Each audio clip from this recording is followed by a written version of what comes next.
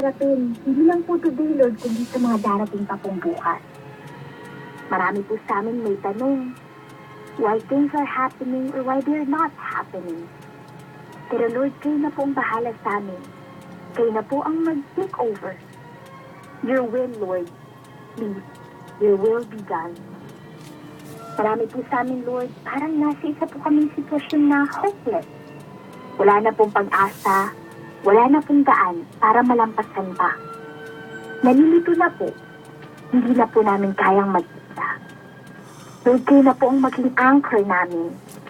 Hawakan niyo po kami, because Lord, surely without you, we will fall. Kayo na pong bahala, Lord. Alam po namin, mas madali pong sabihin kaysa gawin.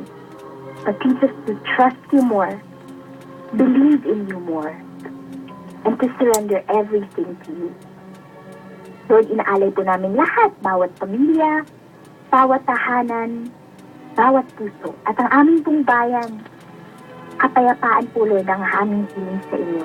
Hindi man po namin alam kung anong dala ng kinabukasan